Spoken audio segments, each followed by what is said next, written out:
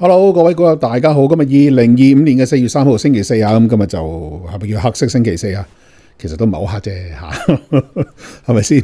咁啊都係而家未開未嗰個競價盤未完啦吓，咁競價盤完咗，咁你先知道大概跌幾多啦吓。而家暫時都330點，333點，我覺得啦，而家出咗個結果咧，就係比起咧喺之前好擔心嗰時咧係。即係未有結果嗰時咧，係相對咧而家冇咁擔心嘅。咁同今朝早講嘅考慮啦，其實都一樣啊。今朝早明燈我哋有講啦，即係出咗呢樣嘢咧，我哋最主要睇咧就睇A 股佢有冇啲咩嘢會拖住我哋？咁其實你睇到咧嗱呢兩個圖啊，呢兩個圖咧呢個就港股，呢個就 A 股。咁你見到一樣噶嚇，基本上一樣嘅。呢個係大家嘅走勢一樣，咁所以其實正確啲嚟講咧，我哋唔係咁大反應嘅，因為本身喺我哋入邊恆指入邊啦，會俾呢個關稅影響嘅嘢咧，就實質唔係咁多，直接影響嘅唔係咁多。相反 A 股咧就會嘅，因為 A 股佢入邊有好多啲出口啦、製造啦，都有唔少電子啦嚇，呢個深證亦都係啦，係有好多呢啲咁樣嘅唔同嘅股份啦。咁唔同嘅呢啲股份咧。咁佢哋受到呢個關稅嘅考慮咧，一定係多咗，咁所以就揼咗落去啦咁即係會咁樣拖住我哋啦叫做。咁但係你見到我哋係其實就唔係話咁犀利嘅。等我哋再一隻一隻咁去睇下，究竟我哋恆指嗰度有啲咩股份係傷害得比較大。咁琴晚啦咁琴日就即係我呢邊係 around 朝頭早七點鐘好似係7點鐘之後7點鐘，不過我基本上都冇乜點瞓嘅啦，琴日。咁就因為琴日見到因為我預期喺個關稅前咧，個市係會升啦，即係會反彈翻啦咁要留意呢一樣嘢啦。咁然後反彈咗之後咧，咁我覺得佢個市咧係會出一個唔係咁大嘅，即係點解大家應該咁講就係個市係基本上就 price 先咗，即係入咗價。咁但係咧嗱，咁我哋先講4月2號，即係未出關稅嘅消息之前咧，個市係咁樣嘅。確實你見到啲嘢係升㗎嘛，都拉得幾好。咁我自己個倉都拉得唔錯。咁但係去到跟住特朗普出嚟啦，4:02嗱，咁跟住都明燈有講啦，4:02開始講嘢，一講嘢咧，第一時間咧俾個市嘅反應係乜嘢咧？就係話俾大家聽，我哋大部分嘅嘢咧都會係加10%嘅關稅。當刻講咗呢句説話，全世界嘅嘢都升晒，bang一聲咁打上去㗎，升得好勁。跟住呢個我就講，喂係咪陰謀嚟啊，大佬？即係你係咪專登喺呢個咁嘅時間，即係去先講咗個好，然後咧為睇咗啲環境啦，然後咧自己就做啲 option 喺盤後做啲嘢啊，咁樣等個市係懟落去啊。咁即係當然啦，呢個我講笑啦。咁然後佢就一路開始就講，喂每個國家點樣對我自己唔好啦，點樣即係抽我哋水多啦，即係抽美國水多啦嚇。咁所以一路講，然後就一路咁樣去令到個股市咧就開始驚啦嚇，咁特別係當佢講呢個台灣啦，台灣加32%啦，印度有26%啦，跟住仲有呢個越南啦46%啦，咁呢啲咧就講得多下。講咗之後咧，個市就一路就係咁碌噶啦，就一路係咁碌嚇。咁啊講緊立期咧，當刻啦最勁嗰時都4點幾個%，即係接近跌成，即係未到1000點啦，但係接近1000點。咁但係咧，你某個程度上你睇翻咧，啲嘢開始咪慢慢消化。咁呢個都係我今朝早講嘅。而家呢個 case 咧，其實咧好多部分咧，大家都 price in 咗，大家都係已經係知道咗。但係佢係有 add on 嘅，即係話有一啲嘢咧係 out of 佢哋嘅諗法。而呢個 out of 佢哋嘅諗法係建基於乜嘢咧？係建基於佢哋未計好數，即係我冇預期噶嘛。即係可能咁多個收盤推演都未見到呢樣嘢，但係佢當佢計好數啦，知道大約嗰個問題喺邊度嘅時候咧，佢嗰啲嘢咧就會慢慢消化啊。所以我認為呢個淡咧就唔係特別淡嘅嚇，唔係太淡嘅。咁我都講啦，就算我哋 even 兩個納指道指啦，我唔係好睇標指嘅，咁我又一路有講過俾大家聽，因為標指係一個綜合，咁佢冇辦法睇到兩個細分市場嘅嗰個走勢嚇，但係你。唔係唔睇標指，標指就係綜合去睇一件事嘅時候，綜合去對比嘅時候就用標指去做。平時咧，我係每日都係睇道指同納指分開嘅，因為兩樣嘅 sentiment 咧係可以完全走兩極嘅。但係你睇標指你睇唔到嘅，所以我哋係三件嘢你都要睇嘅。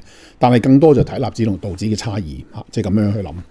咁而所以你見到其實佢道指又好，納指又好咧，佢坐咗落嚟嘅，出晒所有嘢啦，出晒知道個有幾 worse 啦，知道有幾差啦。做晒所有嘢啦。唯一係未知道就係嗰啲醫藥啦，可能跟住仲有啲芯片法案啦，仲有而家講緊銅都有可能會加啲嘅。咁本身今朝早講係黃金、銅、鋁、鋼都唔加嘅，唔加嘅意思唔係喺呢個互惠關稅啦，呢個對等關稅呢個範疇入邊，因為佢有其他法案已經做咗。咁所以喺呢個情況之下，你見到啦，嗰啲嘢出晒啦，但係咧其實佢都冇跌穿前腳，冇跌穿前腳，冇跌穿前腳，即係我冇咁驚，係咪啊？我手頭上嘅嘢唔係咁驚。咁但係啊，你話喂會唔會一路發酵，然之後佢再跌落去咧？有可能嘅，呢樣嘢有可能嘅，有可能就係佢突然之間喂再有啲消息滲出嚟啊，再有人再講啊咁樣。但係咧，我感覺上今日一路落嚟睇落嗰啲官員啊，睇落嗰啲外媒報道，其實件事咧係相對想平淡，特別係兩條友叫你出嚟唔好鬧底啊！呢個高盛仲有一間唔記得咗個名啊，有一個又叫你唔好鬧底㗎，咁啊就即係個感覺係咁樣啦。咁而成件事啊，去到呢個 moment， 究竟後邊會點行咧？咁樣，咁我哋等下一個一個咁講。但係喺呢度講之前咧，咁就我要多謝大家嚇。首先就多謝，因為近排叫做每個星期都多翻出片啦。咁啊，亦都有講翻我朝頭早每早早晨明燈講啲乜嘢啦嚇，咁然後亦都當日都會講下究竟嚟緊個市況會點樣睇啦。咁就變咗咧，就多咗股友咧就join咗我會員嚇，咁join咗主力咧都係join咗 YouTube 嘅會員。咁但係因為 YouTube 個會員咧，咁我想講咧係比較難管理嚇，比較難管理。咁我哋其實都偏向咧係去 Patreon。咁唔係錢或者唔錢嘅問題，係因為佢係個管理嗰個問題比較困難，所以就如果真係大家係有心嘅，咁即係支持我啦，咁就希望大家係去 join Patreon 啦。咁而前面加咗入去早排即係早呢幾個禮拜啦加入嚟嘅 YouTube 會員嘅股友咧你可以係 send 張 email 俾我send 張 email 俾我咧，跟住我帶你入去個 TG 群。其實我哋就喺個 Telegram 嗰度係即係比較 active 嘅咁我哋都係好良性嘅討論啦大家啲股友之間都冇拗撬嘅，大家都係互相幫助咁而且我哋入邊嘅人都個個都學相當多係好高地位、好高學歷嘅人，咁好多謝大家都支持我啦咁即係謀利啦，我只係一個咁而所以係如果你哋俾咗錢 YouTube 嘅，咁唔緊要嘅，你照俾又得你唔俾又得。咁如果你俾咗啦，咁你就去TG 嗰度，咁你去俾 send 個 email 俾我，咁個 email 我就喺個呢個 screen 嗰度，你上面 list 咗啦，咁你可以 send 個 email 俾我，話俾我聽，咁然後我哋就帶你入去個TG 群嗰度，咁就每日朝頭早嘅briefing 啦，每日嘅早晨明燈啦會講啦，有咩事有咩特別嘅事我哋會講啦，就喺嗰度講啦同埋你哋如果有問題問我都係可以直接 PM 我嘅你。咩問題都可以問我嘅咁我係答好多種唔同嘅問題咁又有啲可能從商嘅問題都會問我啦，因為以往我係做生意啦，咁金融管理呢啲都有啦咁亦都我都有個牌嘅都係可以俾到意見你哋咁，但係就即係推個股其實就唔應該嘅咁但係你話啲資產配置呢啲我都可以俾到啲意見你，咁所以你哋有需要啦，可以咁做。咁但係 anyway， 咁join 唔 join 都唔緊要嘅咁我都聽我嘅節目嘅，我都好多謝大家。咁但係我都再講一次啦我講嘅嘢咧係有啱有錯嘅冇人會絕對啱，亦都絕對錯。我只係純粹將件事去分析，而我偏向咧係分析人哋嘅分析，即係件事發生咗，有啲人會有啲分析嘅，咁我會集中係分析佢哋嘅分析因為咁樣咧係更加容易揭開個邏輯咁但係 anyway 咧，即係我大約要講嘅嘢咁啦咁主力就今日就主力唔係講呢啲啦。咁就想講翻係究竟目前個環境係點咧？咁首先先要睇翻咧我哋嗰個分佈睇翻。首先呢個稅率嘅分佈，大家應該喺 Facebook 喺唔同嘅地方都會睇到好多大家 list 咗出嚟啦，即係呢個美國政府自己 list 出嚟嘅嗰個關稅嘅一個分佈啦，咁佢就佢哋嘅圖入邊咧就有一部分咧係 list 出嚟係呢個國家收緊美國幾多關稅啦，咁另外就係呢個對等關稅會收佢哋幾多錢啦即係一個咁樣嘅表。咁我就喺嗰個表嗰度咧，我就撮要咗幾個國家就呢度就今朝早我 list 出嚟嘅。咁好啦，我哋睇到一件事就係話，其實咧喺呢兩個表喺佢哋嘅嗰個抽關稅嘅嗰個表入邊咧，我哋見到咧重關稅嘅咧。好多咧都係啲第三世界嘅國家嚟嘅，咁我哋見到就呢一紮啦，其實相對嚟講比較落後嘅國家啦。咁呢啲喺早晨明燈我都有 list 出嚟俾大家睇噶啦。咁呢度咧就見到啦嚇，呢啲柬埔寨啊、老撾啊、馬達加斯加啊、斯蘭卡呢啲都係比較唔係好發達嘅一啲國家啦嚇，咁即係亦都係適合做一啲第三，即係又唔叫第三，即係第三世界啦，屬於咁，亦都係適合做一啲第二類嘅工業啦嚇，第二產業啦，就係啲工業類嘅嘢啦嚇，即係做出口啊，做啲咁樣嘅嘢。咁但係我哋今朝早有講過一個問題，就係話，喂，如果你咁樣加呢一班友仔嘅關稅啊，因為等陣我再講個原因，你咁樣加佢咧，佢會導致到一個問題。首先嗱，啲產業會有機會再轉移啊，即係再做一次洗牌。咁啊，18年、17年嗰時已經講啦嚇，即係你做加關稅呢個貿易戰咧，就係令到產業轉移，呢個係佢嘅第一個方針要做嘅。咁然後做到呢一刻咧，去到呢一個位置咧，你咁樣再加呢啲咁嘅，即係走咗一次啦，你再加呢啲咁樣嘅比較落後嘅國家嘅關稅咧，咁變相佢冇得撈啊！佢冇得撈啊嚇！佢冇得撈係點咧？因為我喺呢度做，哇！即係我假設如果而家講啦嚇，有啲人講而家中國嘅個平均嘅一個稅率可能係54%係個 cap 嚟嘅，但可能平均落嚟就係40幾或者30幾，寫係30幾啦嚇，咁可能40幾咁啦。咁但係如果我中國做到40幾，咁我去柬埔寨做冇意思嘅係嘛？即係已經完全冇用。咁然後咁樣會出現咁嘅情況咧，就係我冇辦法再喺柬埔寨做，我冇辦法喺柬埔寨做咧。咁柬埔寨嘅經濟咧係插水插落去，明白嘛？係呢個係一個頗嚴重嘅問題，即係呢一紮國家都係會出現呢樣嘢。而呢啲國家咧，多多少少個政治背景嚇都係唔係好開明噶啦嚇，即係呢個已經大家都會理解啦。咁而個政府咧就會少咗呢啲收入。嗱，點解叫少咗啲收入咧？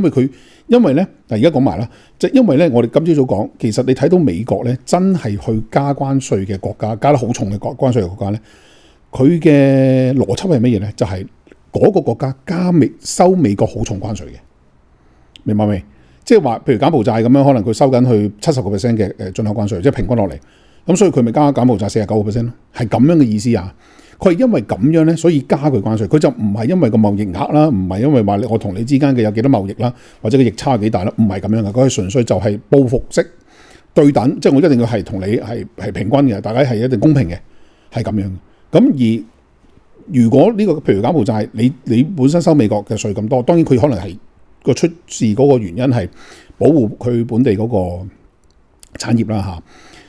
咁但係你加佢美國咁多關稅，而呢啲關稅嘅收入咧就去咗政府度，係咪啊？咁而某個程度上咁貴嘅嘢能夠買嘅，咁即係佢就變成一個富人稅嚇，佢係由富人俾出嚟嘅，然後入去個國家，個國家就等於靠個富人去養佢。喺咁嘅情況下咧，而家你收到咁貴喎，咁我出口咧嚇，我出口嘅嘢咧，你又收翻我咁貴喎，即係變相嗰個我個輸出咧係高咗，就冇人嚟投資。咁我首先我內部嘅經濟一定係會轉差咗啦，係咪？然後我要同你傾咧，我呢啲國家點樣去同你報復啊？冇得報復噶嘛，得一個方法啫嘛，即係點啊？去同你傾就係話喂，我減翻啲關稅啊，你又減翻我啲啊，係咪啊？咁樣即係你要減低好多。咁呢度變相會造成咩咧？對佢國內自己自身嗰個產業咧係會有影響啦。然後政府亦都少咗收益啦，係咪啊？咁如果你唔行到呢一步，喺呢一步之前，你繼續 keep 住係咁樣做嘅，咁你就內部冇生意做嘅咯，即係冇工廠嘅咯，啲工廠冇公開嘅咯，因為你太貴啦嘛。最後會導致咩咧？最後好大機會咧，會導致佢自己內亂嘅，即係未必話真係會即刻打仗啊，或者內戰啊，即係未有呢啲啊。但係佢前期咧，佢一定係會令到好民不聊生嚇。如果佢唔喺短期內解決，咁一定會係令到佢哋本身嗰個經濟係陷入混亂嚇。咁陷入混亂咧，係令到個政權咧都會陷入一個危機嘅嚇。短期未必嚇，但係中期咧嚇就會有呢啲咁嘅情況。即係始終要時間去發酵啦，忍唔到咪嚟咯嚇。咁咧成個世界就會好亂嚇。呢個係其實係一個琴日你先知道佢會有可能發生嘅一個情況嚟。咁呢啲全部都係啲唔係咁點講咧，唔係咁發達嘅一啲國家啦嚇咁。咁我去翻發達國家睇啦，咁我發達國家睇，咁啊最大鑊就一定係呢幾個啦嚇，咁啊越南啦嚇，俄國啦、台灣啦、印尼啦嚇，咁啊瑞士啊貴嘢啦嚇，咁啊南非啊鑽石啦嚇，印度啊乜都有啦，電子產品啦嚇，南美都係乜都有啦，汽車啦啲設備啦嚇，咁啊電子呢個家電啦，電視機啦、零件啦、芯片啦咁樣。咁日本亦都係啦咁日本就相對高貴啲啦咁啊。馬來西亞可能係有啲農產品啦咁樣嘅，或者有啲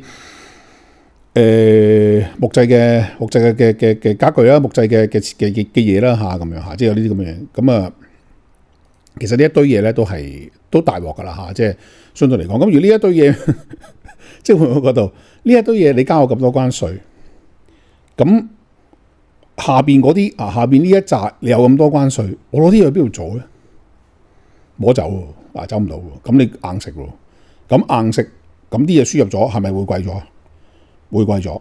但係咧前期啦，我哋喺呢個關稅之前啦，12月啦、1月啦即係我哋見到啲進口量多咗啊嘛，美國。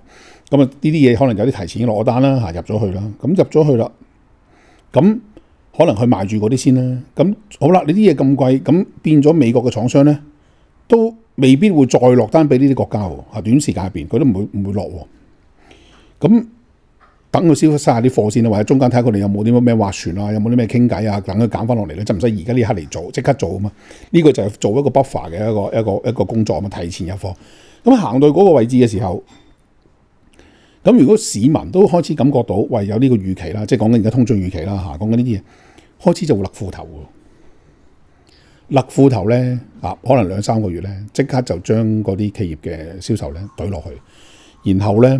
其實呢啲咁零售鋪頭本身佢賺嘅錢唔係好多，但係佢嘅圍皮好大，即係同工廠一樣。工廠就有一個我哋成日都講嘅，工廠有一個特性嘅，12個月咧係嘛？你6個月咧就賺唔到錢嘅，即係平手啊。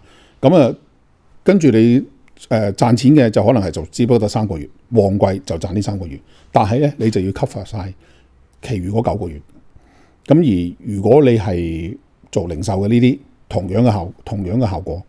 可能就幾個消費旺季嚟到賺錢啦咁樣，咁然後喂如果你中間呢啲時間大家都一啲都消費都唔減少個消費啦，或者去到旺季都唔消費嘅時候大家去到呢啲位置咧，時間一路咁拖落去咧，佢哋好快咧就賺唔到錢之餘咧，就會現金流一完咗咧就懟落去就分分鐘就倒閉呢啲咁嘅情況都有。呢個唔單單淨係喺實體市場出現嘅喺互聯網市場都一樣會出現因為呢個直接係牽涉到個貨物嘅一個考慮，所以呢個情況咧如果佢咁樣落去咧，係對我係非常之認為咧，係美國應該冇乜機會咧，冇乜機會會出現一個好大嘅通脹跟住佢就衰退即係個失業率係一定會見到出現嘅個失業率會彈上嚟嘅，再加上你又殺埋非法移民，即係成件事就往係最 worst 個 case 嗰度走，最 worst 個 scenario 行我都係嗰句啦，即係我唔係話佢完全唔通脹，我一路俾嘅 statement 就係先通脹一部分，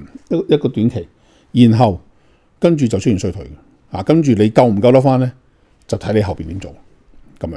所以一路都講就係你長中線入邊，你攞住美債咧，相對係安全就係一個咁樣嘅原因。安全嘅意思係即係佢會有一個升幅喺度啦。咁但係而家講緊個升幅即係又再加埋去啦。其實而家升幅就係減1次、減2次、減3次，就喺呢度上落落，你自己去捉摸，你就可以賺到錢噶啦。咁你就買 TMF 同 TMV 就咁樣做就得噶啦。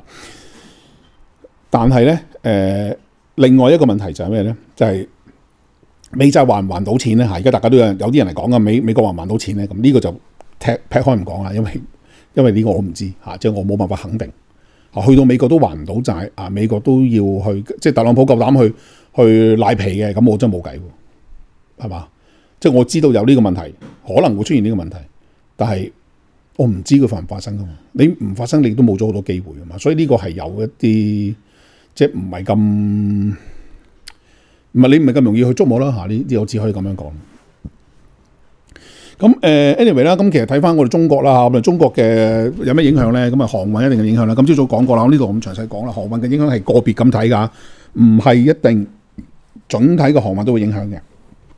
要睇唔同航運公司唔同嘅航線，咁另外電子消費產品一定會啦，家電都會啦咁你見到呢啲都係出口嘢嚟噶嘛好多，咁都會影響大啦。咁汽車影響就相對少嘅，因為佢本身美國市場佔比唔大啦。第二就係話佢自己而家雖然係為出海啦，佢出海主要就係去其他國家。所以如果你咁樣加關稅咧，最多就令到佢做唔到美國嘅市場啫，咁佢都可以再做其他嘅市場。咁美國嘅市場都好多人做緊啦嚇，咁所以其實佢唔做呢個，咁做翻其他嘅佢都 OK 嘅，即係去擴大自己嘅一個地位啦。咁確實都做得幾好嘅中國車。咁另外就想講下中國出口嘅佔比啦嚇。咁中國出口嘅佔比咧，之前都已經講過噶啦。咁我哋睇下幅圖啊嚇。咁就嗱呢個就中國嘅出口佔比啦嚇，佔 GDP 嗰個比重啦。咁其實已經係降咗好多噶啦。而家呢度2025年啦最高峰啊。呢個所謂最高峰就唔係話個出口最多，而係因為當時個 GDP 唔高啊，咁而佢係好靠工廠去做。然後你睇住個國家嘅成長咧，你就見到個出口佔比一路縮細啊，一路跌落去。咁其實都講咗好耐，記得1819年嗰陣時已經講話佢係喺20% 以內嘅啦。咁然後慢慢呢個疫情啦嚇，咁就上升翻去20啦。咁而家都係20% 以下啦。咁當然去到2023年、2024年嘅數據未出啦，可能要去到年中啦嚇咁樣先會有啦。咁但唔緊要，大約 around 嗰個趨勢都係咁上下啦，即係大約係佔20% 左右。咁所以其實佢就唔係話真係咁多㗎嚇，嗰個佔呢個出口嗰個佔嗰個 GDP 嚟講嚇。咁所以其實佢嗰個影響係咪真係話咁大咧？其實已經唔係咁大，同埋佢唔去美國，佢仲有好多其他出口市場，而且中國係不停咁樣開拓一啲第三世界國家啦，去一啲東盟啦嚇，去一啲呢啲咁樣嘅就中亞啦，去呢啲咁嘅地方嚇，咁往嗰啲方向行。所以其實係佢係有一定嘅維持，而講緊啦呢啲咁樣嘅出口嘅嘢啦，始終佢加咗你呢個關稅，佢都係有個 cap 喺度，明白未啊？即係佢唔同你之前講嘅，你斷絕咗貨物供應，然後導致嘅嗰種通脹，嗰種係冇止境嘅，你唔知幾時完嘅，可以用到個物資短缺到冇為止嘅。但係咧呢種就唔會，呢種咧你去到某個地步咧只要你唔係一個好大嘅一個反制啦，去到呢啲咁嘅地步咧，佢繼續34%，佢就係呢個位咯，就係呢個位咯。咁佢會影響佢部分，但係佢唔會影響到完全冇啊。所以佢其實實質個影響咧喺嗰個成個社會入邊咧，並不是想象中咁巨大，但係咧對於某一啲企業嚟講咧，佢會有好大影響嘅。咁當然我唔係話佢完全冇影響，佢有影響，但係就唔係我哋諗到相對嚟講咁大啦嚇。咁其實你某個程度上，你問我喂，佢其實佢合唔合理咧？即係佢咁樣去收我哋即係收我哋關稅呢個狀態，其實某個程度上我覺得都合理合理嘅。但係問題我嗰個情況就係我明白，但係我唔接受咯。我明白點解你要咁做。逆差嘅意義就係其實等於咩？等於每年咧同你出現逆差嘅話咧，就代表即係我俾緊錢你使，我俾緊錢去買咗你嘅嘢，我長期都俾緊你喎。個逆差長期都咁大喎，咁我長期就要印好多錢噶咯，係咪？我長期都有，佢話長期3000億咁樣，我一路加埋成萬億咁樣，即係一路都係咁俾供緊啲錢出去換啲產品入嚟，即係我係一個係咁輸出緊嘅一個國家嚟嘅，即係輸出錢嘅國家嚟嘅。咁所以其實以往咧，我喺好多條片入邊，好多個組成名單我都講過一個道理，就係你要成為一個你嘅貨幣要成為一個全球流通嘅貨幣嘅話，或者好多人用嘅貨幣嘅話咧，首先你要係一個好強大嘅輸入國。咁你可以同樣都係好強嘅輸出國冇問題，但係你一定係先有輸入先。咁但係如果你話喂，如果你唔係嘅你乜都冇嘅，咁如果你樣嘢都自己搞嘅，咁你嘅貨幣好難流通嘅，冇人用噶嘛，係咪啊？咁如果你買得嘢多，而你嘅政局又相對都算係穩定嘅時候咧，咁慢慢咧，佢會多咗流通性。咁呢個係一個基本邏輯嘅，唔係話我覺得我希望咧個貨幣自己就會變成國際貨幣，唔會嘅，因為人會諗噶嘛。你逼我用，但係你唔穩定，然後你買嘅嘢又唔多，係啊，我用咗你，然後我咪轉咯，我咪等於喺個市場度沽出某一個貨幣，然後換取美金咯，咁樣咯，係嘛？所以你係唔現實嘅，即係做唔到嘅。咁所以呢樣嘢你首先要變成一個好強大嘅輸入國咁你先至會得。但係你做輸入國係代表咩？我咪輸出緊錢咯，錢咪俾緊你咯。呢個世界上錢只係我哋一個籠統諗法，但係真正嘅邏輯就係交換啫嘛。你揾樣嘢去交換啫嘛。咁錢背後係咩？信心咯。而家嚟講就信心，得即係信心係好聽啊，唔好睇就篤手指咯，就篤落去咯，就咁啦，就咁啦。即係搏你唔諗嘅啫，就咁咯。咁所以你話喂，咁好啦，有啲人可能講啦，喂，美國係輸入係多係有逆差，喂，但係佢輸出服務噶嘛，係嘛？咁你要知，你以為輸出服務可以對沖咩？如果我哋睇下，即係最近美國商務部啦，星期呢個3月6號公佈嘅一個數據就話，佢美國1月份嘅商品同埋服務嘅貿易逆差咧，係環比去年12月啊，環比去年12月增加咗34%。個差額係幾大？1314啊，一生一世啊，1314億美金。呢個係自1992年以嚟咧最高嘅單月貿易逆差嚟。即係話我係好多服務啊 ，Google 啊，咩 Microsoft 啊呢啲，但係咧係 cover 唔到嘅。咁如果你睇呢一個表啊，係啦，呢一個表你見到嗱，呢個唔同嘅國家啦，唔同嘅市，唔同嘅國家啦，話俾你聽，其實咧基本上咧大部分咧都係逆差嚟嘅。呢個係商品同服務嘅貿易餘額喎，貿易盈餘，你見大部分都係負，大部分國家都係負啊，只有少部分呢啲咧係中南美洲係嘛？中南美洲係啦，中南美洲，跟住甚至乎黑色嘅喺邊度？加拿大啊，加拿大如果計本來咧都係一個。有正數俾佢，但慢慢而家都冇咗啦嚇。咁但係佢唔係話好差好遠啦嚇，即係唔係差好犀利嚇。但係咧，你話唔犀利咧，都唔係少數嚟嘅。所以成件事咧，就你唔怪得佢咁做。不過我就唔接受咁解啫，係嘛？如果唔係佢不停咁印錢，你話佢不停咁印錢，佢唔印錢點搞啊？你啲錢邊度嚟啊？一定係佢印俾你噶嘛？明白未啊？一定係佢。即係佢一定要令到佢自己做翻多啲嘢，你買翻多啲佢嘅嘢，或者 at least 買到大家平衡，即係起碼喺服務同埋呢個產品方面嗰個逆差係平衡。如果唔係咧，佢係不停咁樣印喎，佢停唔到喎，係咪啊？咁你如果你咁講，譬如我哋最有機會同佢對撼嘅就係我哋第二大經濟體啦，中國啦。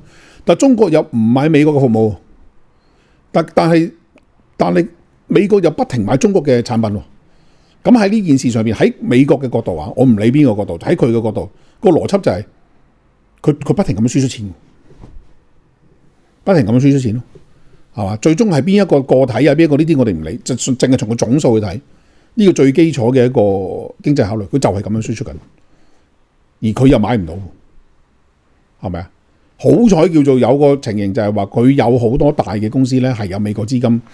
即係美國嘅基金啊，或者美國嘅一啲資本喺度坐住啦嚇，咁叫做有個利益都喺嗰個位置嚇，叫做攞咗一部分利益。如果唔係咧，就嗰件事喺佢嘅角度嚟講咧，就更加複雜。所以我只可以咁講。咁 anyway 啦，咁喺呢個表入邊咧，其實澳洲我冇寫啦，澳洲都係10% 嘅。咁澳洲相對嚟講咧，都相對嚟講比較好。咁比較好咧，嗱你見到咧澳幣咧係即刻係走強㗎。相對嚟講，澳幣就冇咁即刻走翻上去噶啦。呢個對港元啦嚇跌一跌咧嚇，即刻上翻去噶啦。咁因為佢冇乜影響啊嘛，影響好大好細啊。大家10% 嚇，咁同埋相對嚟講係有好啲啦嚇，10% 影響就細啦。咁另外就新加坡嚇，咁其實我想講就係新加坡就最利好。點解咧？因為新加坡咧，佢嘅其實大家都知佢係 Freeport 啦，然後佢嘅費用咧。大約佢嘅稅率咧都係10%啊，同埋10%，即係話佢收緊美國大約10%啦，即係某啲產品啦。咁而美國咧，所以收翻佢10%，其實就冇乜影響。然後咧，佢係一個食四方飯嘅國家，大家都同佢友好嘅啊。而佢旁邊有咩？有印尼啦，有馬來西亞啦。咁呢啲咧又係一啲即係某一啲軟性嘅輕工業嘅一啲製造商、製造國啦。咁又可以靠佢輸出啦。咁所以調翻轉咧，佢嘅金融啦。佢嘅出口啦，佢嘅貿易啦，佢嘅呢個航運啦，都係有利。變相咧，成件事入邊造就咗咧，就係新加坡，即係有着數嚇。成件事就會係咁咯。咁但係點都好啦，咁即係去翻個市啦。咁個市其實就唔使話太過，我覺得唔係話好驚慌。其實嗰個市唔係好驚慌，後邊有冇發酵我唔知，仲有會唔會有其他嘢再講嘢出嚟啊？再點制裁啊？咁我哋最緊要當然係睇佢哋有冇反制啦。咁而家政府出嚟，即係佢哋嘅財長都出嚟講，叫你哋唔好反制啦。如果唔反制咧，咁啊大約就係咁啦。啊，即係最差就咁啦。咁啊，跟住就可以同你傾啦。嚇，咁有啲讓步啦嚇，即係可以咁樣傾，可以咁樣俾出嚟。其實某種程度上，佢咁講咧，即係話俾我哋聽咧，其實佢覺得自己玩大咗，佢一路都放出嚟咧，會減少啲，只係後尾就做大咗，就針對咗某一啲國家嚇，咁即係佢哋講嘅即係邪惡15個係嘛？咁但係其實 anyway 咧，睇外圍啦嚇，最緊要其實而家最緊要就個日元啊，個日元咧唔好冧檔呢一棍咧好多人驚㗎，本身就未有嘅。咁啊呢個係亞盤先出嚟嘅。本身喺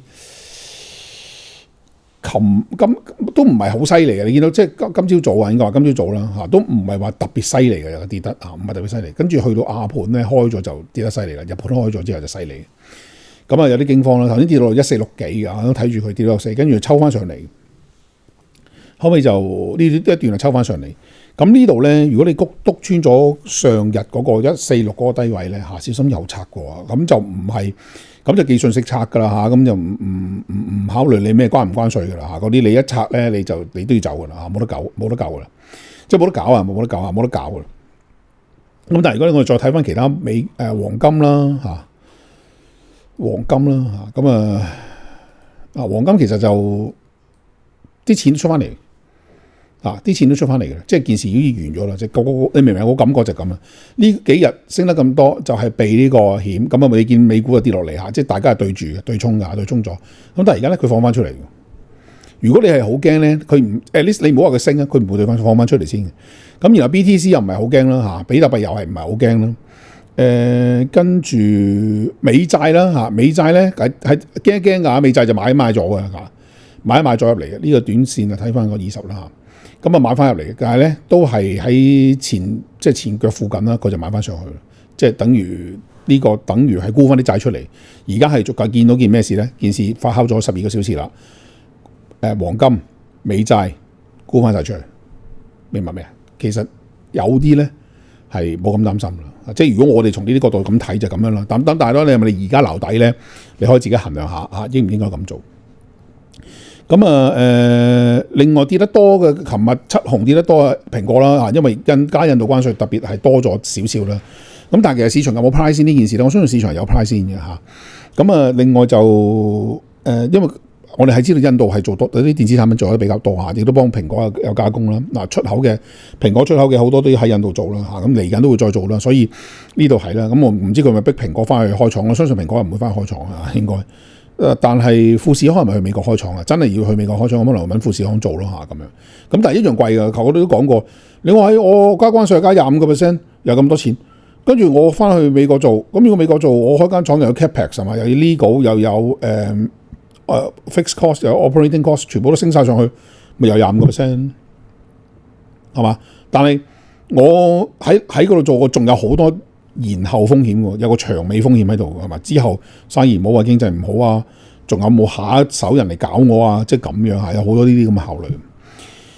咁而另外仲有就令到個市場驚嘅咧，我自己覺得驚嘅就係印度突然之間加啦。咁然後另外一個就係台灣台灣嘅關稅突然之間冇預期加32%咁多咁相信呢個就主要原因就即係大家會驚嘅其中一個芯片啦同埋可能有部分嘅電子產品啦。咁但係台積電咧，其實喺美國有廠噶，咁其他地方都有，咁所以我覺得佢相對地嚟講咧，佢其實影響都唔會太大嘅。反而咧之後等個芯片關稅出台之後咧，咁啊到時先知不過咧可能講都會好似汽車咁樣嘅，即係美國有廠嘅就冇事咯，就唔使加咯。咁其實台積電咧相對有安全相對嚟講佢可以達到安全條件嘅籌碼咧比較多。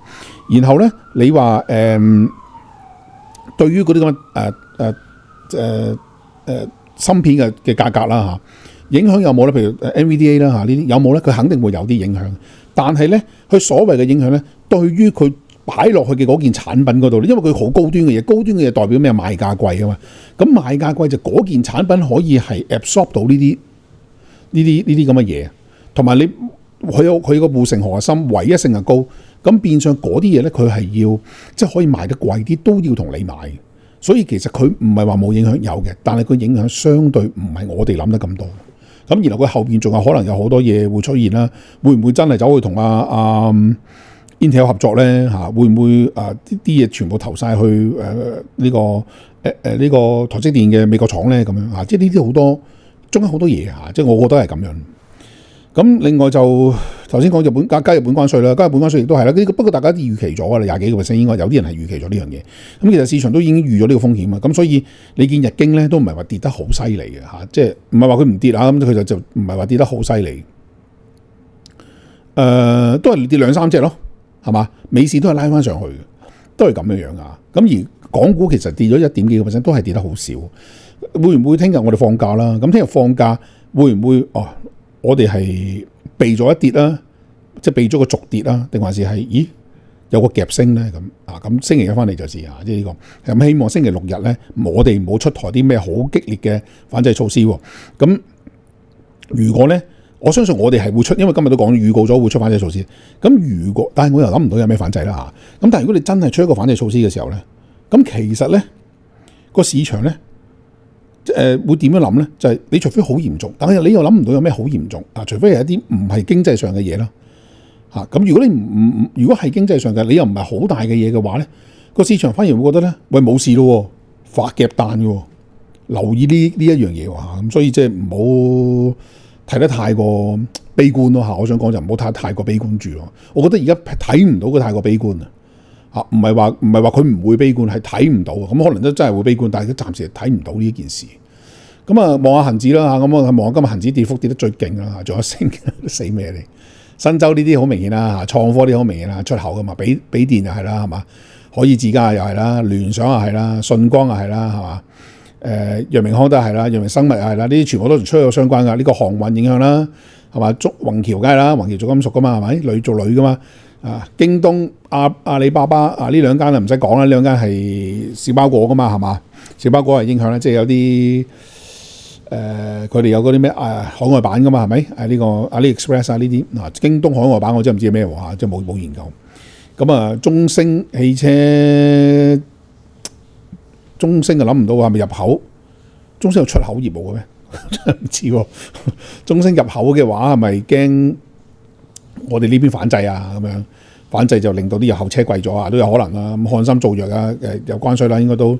新東方唔知點啊，跟住係咪驚唔俾講英文咧？即係俾唔俾搞英文咧？咁呢個唔肯定啦。咁百威亞太都唔知呢個即係卡內需嚟㗎，呢個都唔知點解啦。理想都冇乜原因啊。理想都係車同車有都驚咯，大家有啲驚咯嚇。咁吉利都係啦。咁呢個應該譬如呢啲人壽嘅呢個即係同個投資有關啦。百度都其實都冇乜相關嘅，都唔知點解㗎。咁呢個中信嘅投資啦嚇。咁紫金有啲影響嘅嚇，紫金有啲似嗰啲重金屬嘅嘢係咪？咁金屬嘅嘢都有啲要出口啦。快手唔知跌乜啦，匯豐跌就金融類跌，因為金融嘅屬性而影響啦。佢本身自己嘅投資啦，本身嘅客戶啦嚇，都會有喺佢入邊噶嘛嚇，即係佢阿媽嚟噶嘛，咁變相就有啲影響啦。石油油價係有啲跌嘅今日啊。咁就港交所合理啦嚇，呢個跌法即係跟我哋跌嘅，即係跟個市跌啦。咁中銀都唔知點解跌㗎啦，京東健康亦都唔知點解跌，金沙呢啲相對嚟講都係跟市跌。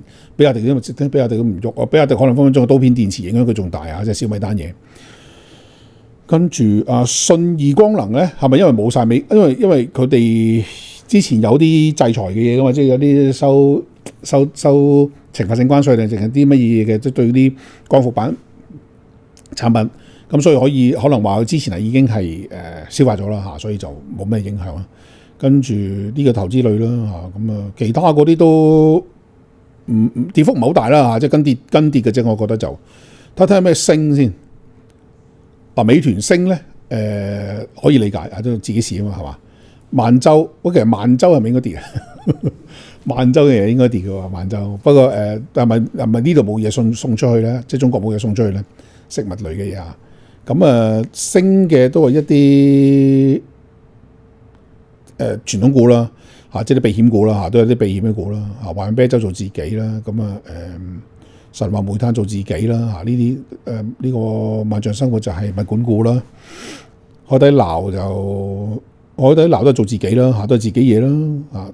反而就即係強翻自己嘢咯，開翻自己嘢嗰邊咯，係嘛？你諗下呢啲龍湖集團都竟然可以升嘅係咪先？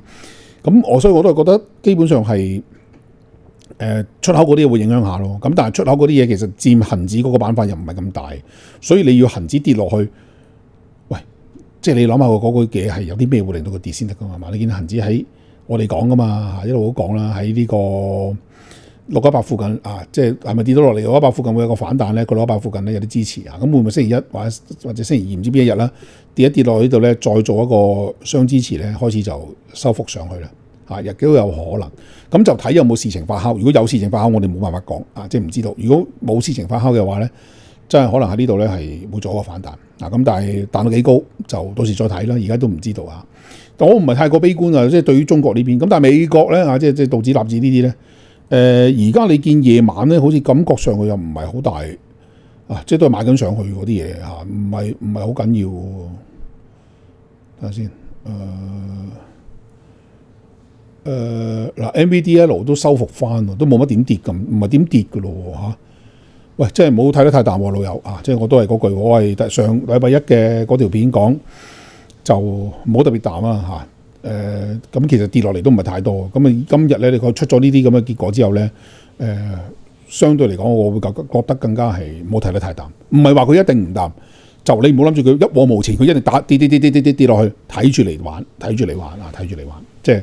我戴咗200個頭盔喺度同大家講呢啲説話啦，所以大家就即係希望小心啲咯。咁好啦 ，anyway 咧，多謝晒大家。咁今日就講到呢度啦，希望下個禮拜可以繼續再見到大家，好嘛？多謝晒，再見，拜拜。